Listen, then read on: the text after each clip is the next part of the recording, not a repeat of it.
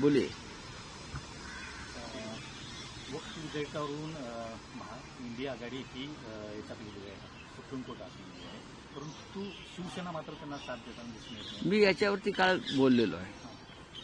वक्फ बोर्डासंदर्भातला विषय आमच्यासाठी संपलेला आहे.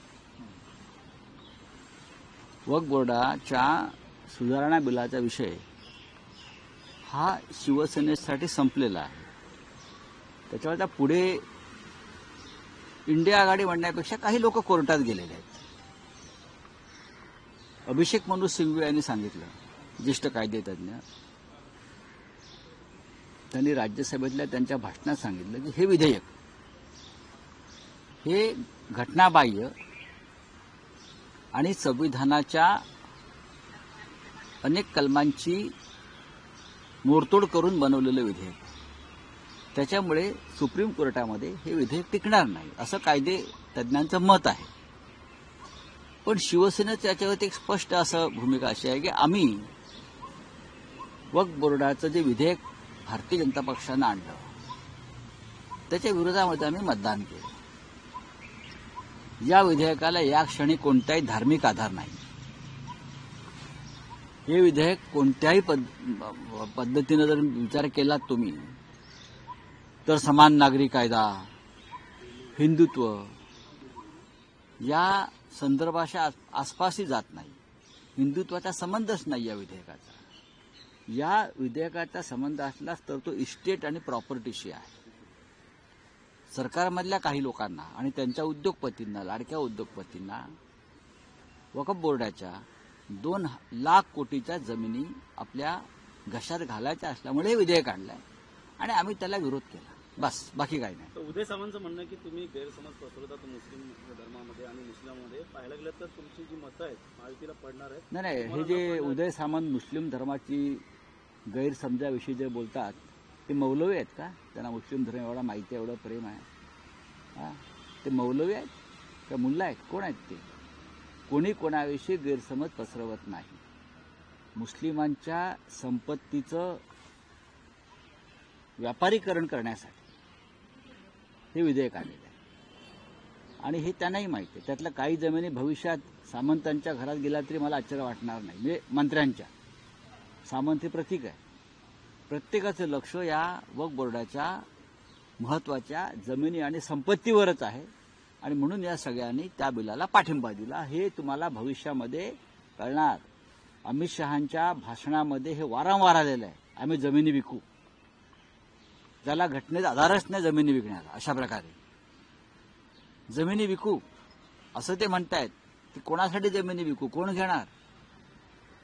मात्र आता चर्चा देखील जमिनीवरती आता कुठं डोळा आहे का? आरएसएसच्या मुखपत्रामध्ये देखील ऑर्गनायझरने तो लेख मागे घेतला. त्यांचं म्हणणं की जुना लेख होता. जुना लेख असला तरी ते पोटात होतं ते ओठावर आलं ना.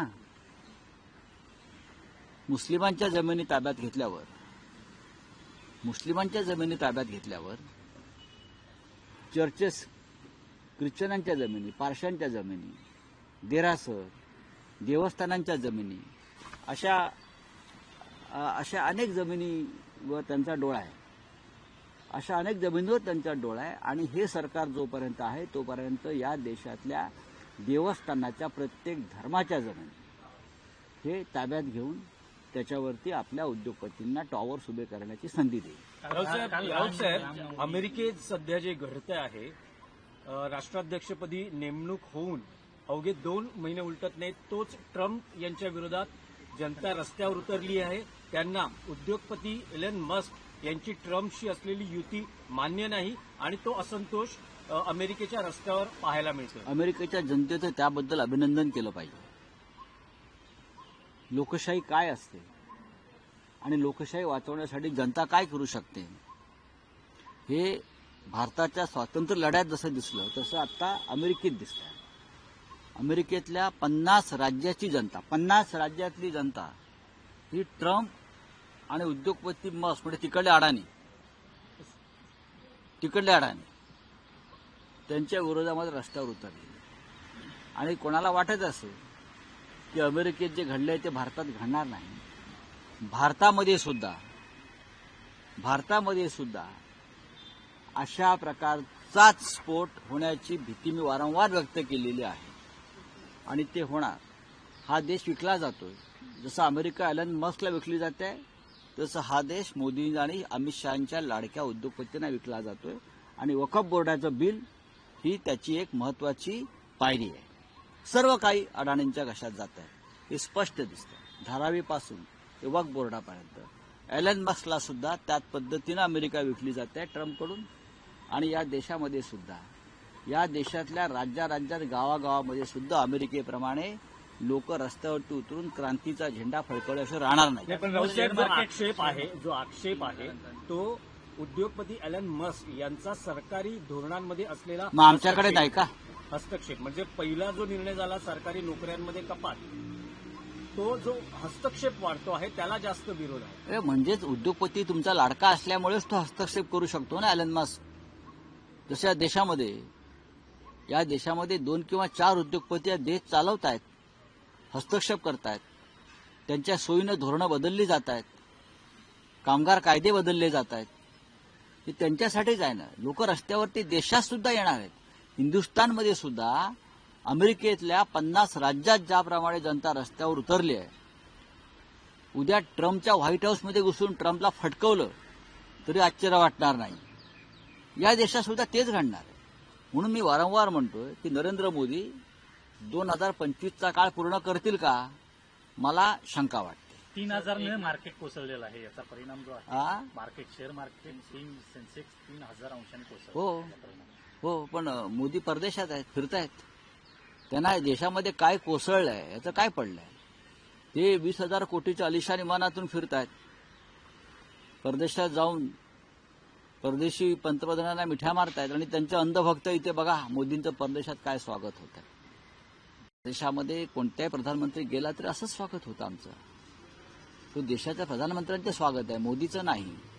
सर, एकनाथ शिंदेच्या काळातील एक जो प्रकल्प होता जो कोयना नाही, काल मी त्याच्यावर बोललो. नाही, पण राऊतसाहेब, माणिकराव कोकाटेंनी जे त्यांनी विधान केलं शेतकऱ्यांच्या बाबतीत, त्यांनी दिलगिरी व्यक्त केली आहे.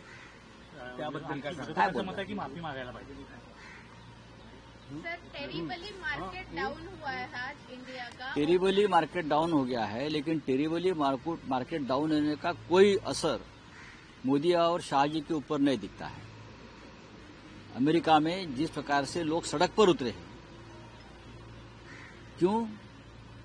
जो एक वहां अलायंस हुआ है president Trump and Elon Musk में, एक अलायंस हुआ है और एलन मस्क पूरा देश कंट्रोल कर रहा है. पूरा शेयर बाजार वहां का उद्योग, वहां की फाइनेंस. हमारे देश में भी यही हो रहा है. शेयर बाजार से लेकर पूरा आर्थिक जो क्षेत्र है वो एक उद्योगपति मोदी जी और अमित शाह 3 लोग कंट्रोल कर रहे हैं. अमेरिका के 50 स्टेट में, 50 स्टेट में लाखों लोग सड़क पर उतरे हैं डेमोक्रेसी बचाने के लिए. हमारे देश में भी जल्द ही, मुझे लगता है, मुझे विश्वास है, इस देश को बचाने के लिए, इस देश का डेमोक्रेसी बचाने के लिए, इस देश का फ्रीडम बचाने के लिए हमारे देश में भी इस प्रकार से रिवोल्यूशनरी कदम लोग उठा सकते हैं. सर, इंडियन सेबी ने जो काम नहीं किया वो यूएस ने किया हुआ. अदानी का जो 4,000 था 1,500 पे आ गया. सर, नहीं, हमको उनसे सबक लेनी चाहिए. डेमोक्रेसी क्या है? हमारे देश के लोग अभी भी अंधभक्त बने हैं. जब उनकी वो अंधभक्ति की नशा उतर जाएगी तब पता चलेगा हमारे हाथ में, हमारे पॉकेट में कुछ नहीं बचा है, सब कुछ अडानी लेकर चले गए. सर, राहुल गांधी ने ट्वीट किया था कि अभी मुस्लिम के बाद क्रिश्चियन का नंबर है कि उनकी सबका नंबर है. के बाद कल जब उद्धव जी देखियो, ने कहा तो मुस्लिमों भाजपा की कहते हैं कि they are copy. क्या कॉपी क्या है? उद्धव जी copy अगर कर कोई रहे हैं सच का राहुल गांधी को. अगर सच का कोई कॉपी करता है तो उनका स्वागत करना, झूठ का कॉपी नहीं करना चाहिए. जो झूठी बातें हैं उनका कॉपी हम कभी नहीं करेंगे. ये तो सच है. आपने जो वक्फ अमेंडमेंट बिल लाया है वो 2 लाख करोड़ की जो प्रॉपर्टी है वक्फ बोर्ड की, वो मोदी और शाह जी और बीजेपी हड़पाना चाहती है, अपने उद्योगपति को देना चाहती है, आपस में बांट लेना चाहती है. हमने उसके खिलाफ वोट किया है. आज मुसलमानों की प्रॉपर्टी गई है, कल क्रिश्चियन कम्युनिटी की प्रॉपर्टी जाएगी. ये 100% सच है. आरएसएस का मुखपत्र में आया है ना उनका मन में क्या है। फिर पारसी, जैन, बुद्धिस्ट, कल ये लोग बुद्ध गया पर भी दावा बोल डालेंगे।